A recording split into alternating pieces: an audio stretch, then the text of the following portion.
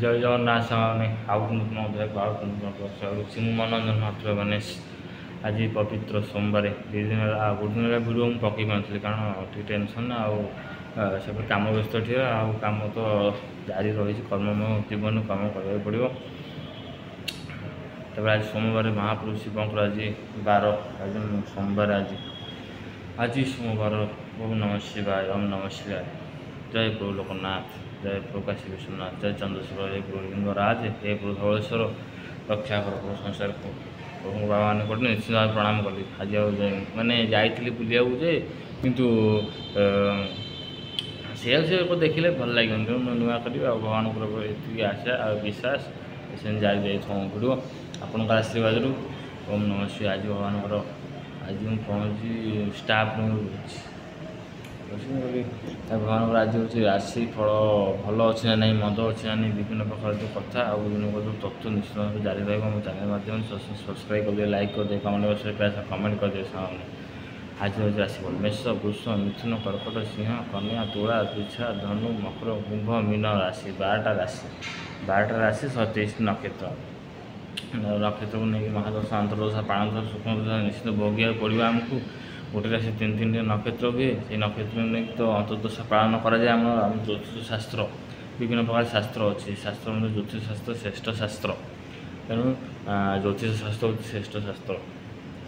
ତେଣୁ ଭଗବାନଙ୍କର ଟିକେ ନାମ କୀର୍ତ୍ତନ ଆଉ ଭଗବାନଙ୍କର ଟିକେ ଆଶୀଷ ପାଇବା। ଏଇ ମଣିଷ ଜୀବନରେ ଅନେକ ଜନ୍ମ ତପ ଫଳେ ମନୁଷ୍ୟ ଜନ୍ମ ମହିତଳେ। ତେଣୁ ଭଗବାନଙ୍କ ଜନ୍ମ ଆଜି, ଆମମାନଙ୍କ ଜନ୍ମ ଆଜି ହେଇଛି।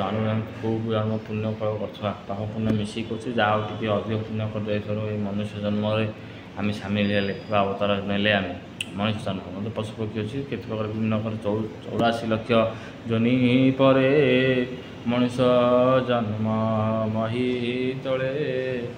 ତେଣୁ ଭଗବାନଙ୍କର ମୁଖ ନିଶ୍ଚିତ ଜାଣିବା ଗୀତା, ଭାଗବତ, ଅଷ୍ଟାଦଶ ପୁରାଣ, 18 ପ୍ରକାର ପୁରାଣ ମଧ୍ୟରେ ବିଶେଷ କଥା ଆଉ ଗାଥାକୁ ନେଇକି କାର୍ଯ୍ୟକ୍ରମ ସେମିତି ମୋର ଜାରି ରହିବ। ମନୋରଞ୍ଜନ ମାତ୍ର ଗଣେଶ ୟୁଟ୍ୟୁବ୍ ଚ୍ୟାନେଲ୍ ମାଧ୍ୟମରେ ତେଣୁ କଥା ରହିଛି, ବସ୍ତୁ ରହିଛି, ଆଲୋଚନା ରହିଛି, ଆଲୋଚନା ପର୍ଯ୍ୟାଲୋଚନା ବିଭିନ୍ନ ପ୍ରକାର ଆଲୋଚନା ରହିଛି ନିଶ୍ଚିନ୍ତ ଭାବରେ। ଆଉ ଆଗକୁ ମଧ୍ୟ ସେଇ ଆଲୋଚନା ଜାରି ରହିଛି। ଆଗକୁ ମଧ୍ୟ ଜାରି ରହିବ। ପ୍ରଚେଷ୍ଟା ଆପଣଙ୍କର ଆଶୀର୍ବାଦ। ଏଇ ତ ସଂସାର ତ ଭଲ କାମ କରିବା, ଭଲ ମନ୍ଦ ତ ମିଶିକି ଅଛି ଆଉ ଭଲ ମନ୍ଦ ମିଶିକି ରହିବ ଆଗାମୀ ଯୁଗ ପର୍ଯ୍ୟନ୍ତ। ବିଭିନ୍ନ ପ୍ରକାର କଥାକୁ ନେଇକି ଗାଥା।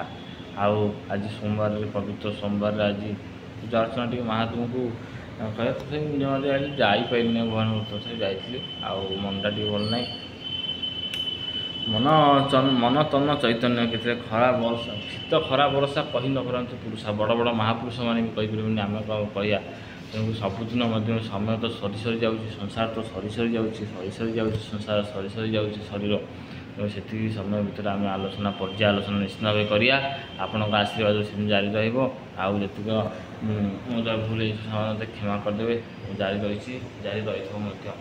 ଆଉ ଭଗବାନ ଯେଉଁ ରାଶି କଥା କହିଲେ, ରାଶି କଥା ତ ଆମେ କହିପାରିବା ଯେ କେତେ ରାଶି, ଏମିତି ଲକ୍ଷ କୋଟି ଲୋକ, 4.5 କୋଟି ଲୋକ ଅଛନ୍ତି। କାହା ରାଶି କୋଉଟା ହେବ କେମିତି କହିବା। ତେଣୁକରି ଯାହା ଅନ୍ତର୍ଦଶ ଯାହା ହିସାବ ପତ୍ର ବିଧେଇକି ଯାହା ବାହାରିବ ଆମେ ସେଇଆକୁ ଆଲୋଚନା କରୁଛେ। ଜ୍ୟୋତିଷବିଦ ବଡ଼ ବଡ଼ ଜ୍ୟୋତିର୍ବିଦମାନେ, ରାଶି ବିଶେଷଜ୍ଞମାନେ ନିଶ୍ଚିତ ଭାବରେ ଏଇଟା ପର୍ଯ୍ୟାଲୋଚନା କରୁଛନ୍ତି। କଲେ କ'ଣ ହେବ, କିନ୍ତୁ ଯାହା ଭାଗ୍ୟ ଥିବ ନିଶ୍ଚିତ ଭୋଗିବାକୁ ପଡ଼ିବ। ଭଗବାନଙ୍କୁ ଡାକିଲେ ଭଗବାନଙ୍କ ଫଳ ଟିକେ ନିଶ୍ଚିତ ମିଳିବ। ଆପଣଙ୍କର ଏଇଟା ଗ୍ୟାରେଣ୍ଟି ମିଳିବ, ନିଶ୍ଚିତ ଭାବେ ମିଳି ଚାଲିଛି ଆଗକୁ ମଧ୍ୟ। ଆଉ ଏଇଟା ତ ବିଶେଷ ଜ୍ୟୋତିଷଶାସ୍ତ୍ର କିଛି କଥା, ଆଜିର କିଛି କଥା ଆଜିର କିଛି କଥା ନିଶ୍ଚିତ ଭାବେ ରହିଛି। ଆଉ ରାଶିଫଳ ବିଷୟରେ ତ ଆପଣ ଯୋଉଥିପାଇଁ ଶୁଣିପାରୁଥିବେ। ଆଉ ମୁଁ ଏତିକି କହିବି ଯେ କର୍ମ କରିଚାଲ, କର୍ମମୟ ଜୀବନରେ ଭଗବାନଙ୍କ ଉପରେ ବିଶ୍ୱାସ ରଖିଚାଲ। ବିଶ୍ୱାସ ମିଳେ ଧରି ତର୍କେ ବହୁ ଦୂର। ତେଣୁ ବିଶ୍ୱାସ ରଖିଚାଲ, ନିଶ୍ଚିତ ଭାବେ କାମରେ ବିଜୟ ହେବ। ଏହା ଆପଣଙ୍କ ପ୍ରତିଜ୍ଞା। ଆଉ ଏ ଶାସ୍ତ୍ର ପୁରାଣ ଜାରି ରହିବ। ଆଗକୁ ମଧ୍ୟ ପଢ଼ିକି ଆସିବି, କାରଣ ଯେତେବେଳେ ବହି ପଢ଼ୁଥିଲି ଏବେ ଆଉ ପଢ଼ିପାରୁନି। ସମୟର ବ୍ୟସ୍ତତା, ସମୟର ପରିକଳ୍ପନା ମୁଁ ଆଉ ପଢ଼ିପାରୁନି। ନହେଲେ ଜ୍ୟୋତିଷଶାସ୍ତ୍ର ପୁରାଣ ଶାସ୍ତ୍ର ପଢ଼ୁଥିଲି, ଟାଇମ୍ ନାହିଁ। ଆଉ କର୍ମମୟ ଜୀବନରେ କ'ଣ କରିବା। ନିଶ୍ଚିତ ଭାବେ ପଢ଼ିବି। ଆଗକୁ ଆପଣଙ୍କୁ ଭାଷା ଦେଲି ଆଉ ଆଗାମୀ ମଧ୍ୟ ଭଲ ନେଇ ଆସିବି ଭିଡ଼ିଓ ଆପଣମାନଙ୍କ ରହିଛି।